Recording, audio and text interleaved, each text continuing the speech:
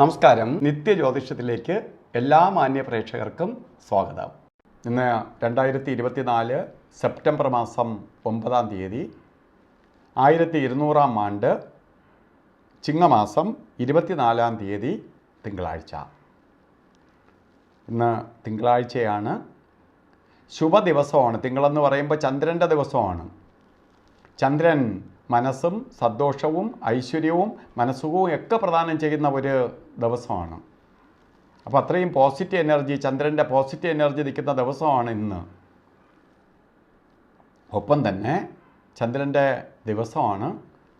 ഒപ്പം തന്നെ ഇന്നത്തെ നക്ഷത്രവും വിശാഖം നക്ഷത്രമാണ്.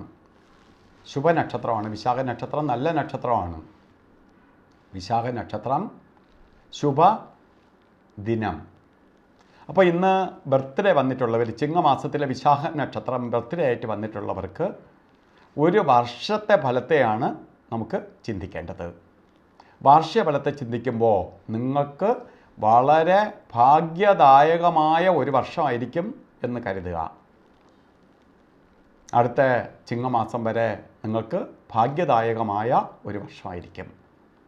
പ്രത്യേകിച്ച് സാമ്പത്തിക പുരോഗതി, വീട് വയ്ക്കാൻ ആഗ്രഹിക്കുന്നവർക്ക് വീട് വയ്ക്കുക, വാഹനം വാങ്ങാൻ ആഗ്രഹിക്കുന്നവർക്ക് വാഹനാദിഭാഗ്യം സിദ്ധിക്കും. അതുപോലെ വിദേശ യാത്രകൾ, മൈഗ്രേറ്റ് ചെയ്ത് മറ്റേതെങ്കിലും രാജ്യങ്ങളിൽ പോകാൻ ആഗ്രഹിക്കുന്നവർക്ക് ജോലി തേടിയോ ഒന്നവർക്ക് അനുകൂലപ്രദമായ ഒരു വർഷമാണ്. അപ്പോൾ ഇങ്ങനത്തെ കുറേ ശുഭപ്രദമായ കാര്യങ്ങൾ നടക്കും. ആഗ്രഹങ്ങൾ സഫലീകരിക്കുന്ന ഒരു വർഷമായിരിക്കും നിങ്ങൾക്ക്.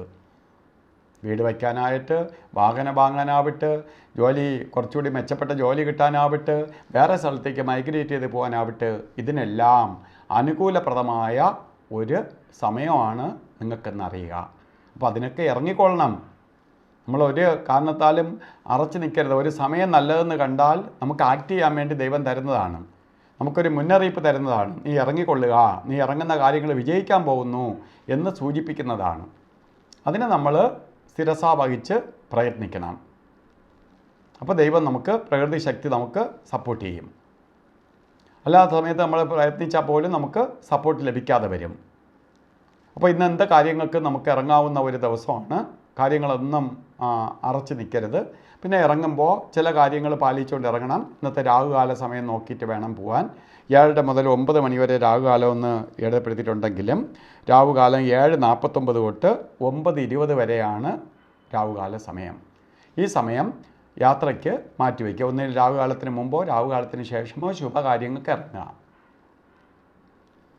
അതുപോലെ നല്ല ദിവസമാണെന്ന് പറഞ്ഞെങ്കിൽ പോലും യമകണ്ഠകാല സമയവും ഗുളികകാല സമയവും നമുക്ക് ഓരോ കാര്യങ്ങൾക്ക് ഒഴിവാക്കുക. അതിന് ഗുളികകാല സമയം ഒന്ന് വരുന്നത് 1:53 തൊട്ട് 3:23 വരെയും, യമകണ്ഠകാല സമയം 10:51 തൊട്ട് 12:22 വരെയും. ഈ സമയം ഒരു ശുഭകാര്യങ്ങളും ചെയ്യാതിരിക്കുക. അതുപോലെ ഇന്ന് ഉള്ള ദിവസങ്ങളിൽ വെച്ച് ഏറ്റവും നല്ല സമയമാണ് അഭിജിത്ത് മുഹൂർത്തത്തിൻ്റെ സമയം. 11:58 തൊട്ട് 12:46 വരെ, ശരിക്കും 48 മിനിറ്റ് നേരം അഭിജിത്ത് മുഹൂർത്തമാണ്. അപ്പോൾ ഇതിനിടയ്ക്ക് യമകണ്ഠനോ ഗുളികനോ മറ്റെന്തെങ്കിലും ബാധിച്ചാൽ പോലും അതിനെയെല്ലാം അകറ്റി നിർത്തി നമുക്കൊരു സംരക്ഷണ വലയം സൃഷ്ടിക്കുന്ന സമയമാണ് അഭിജിത്ത് മുഹൂർത്തത്തിൻ്റെ സമയം.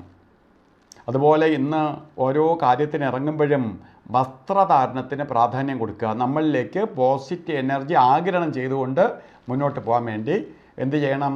നമുക്ക് ചന്ദ്രൻ്റെ കളറായ വെള്ള വസ്ത്രമോ പേളിൻ്റെ കളറിലുള്ളതോ ആയിട്ടുള്ള വസ്ത്രധാരണം നടത്തണം. ബൈ ചാൻസ് നമുക്ക് ഈ വസ്ത്രം ധരിക്കാൻ പറ്റിയില്ലെങ്കിൽ, ഇന്നത്തെ ചിലപ്പോൾ യൂണിഫോമായിട്ടോ മറ്റേതെങ്കിലും രീതിയിലോ ഈ വസ്ത്രം നമുക്ക് പലപ്പോഴും ധരിക്കാൻ പറ്റാതെ വരികയാണെങ്കിൽ ഒരു കർച്ചീപ്പായിട്ട് വെളുത്ത വസ്ത്രം കയ്യിൽ വയ്ക്കുക. അപ്പോൾ നമ്മളിൽ പോസിറ്റീവ് എനർജി ആഗിരണം ചെയ്യാൻ സഹായിക്കും.